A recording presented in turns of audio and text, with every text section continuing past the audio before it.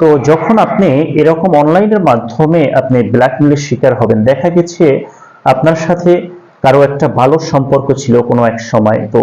এই ভালো সম্পর্ক চলাকালীন অবস্থায় আপনাকে ভিডিও কল দিয়েছে, আপনি তার ভিডিও কলে তার সাথে লং টাইম কথা বলেছেন। তো আপনার অজান্তে অজ্ঞাতসারে সে আপনার এই ভিডিওটি রেকর্ড করে রেখেছে, এবং যখন একটা সময় চলে এসেছে যে আপনাদের সম্পর্ক আর তার সাথে নেই, বা আপনার সম্পর্ক নেই তার সাথে, আপনার সম্পর্ক ভেঙে গেছে, তো এই সুযোগে তিনি ওই যে ভিডিওটি রেকর্ড করে রেখেছিলেন আপনার অজান্তে, আপনার অনুমতি ছাড়া, তখন এই ভিডিওটি দিয়ে আপনাকে বিভিন্ন রকম ব্ল্যাকমেল করতেছে, আপনাকে বলতেছে এটা অনলাইনে ছেড়ে দিব, তুমি যদি আমার কথায় রাজি না হয়, আপনাকে বিভিন্ন ভাবে আপনাকে কিছু করতে, কোনো কাজ করতে বাধ্য করতেছে। তো সেক্ষেত্রে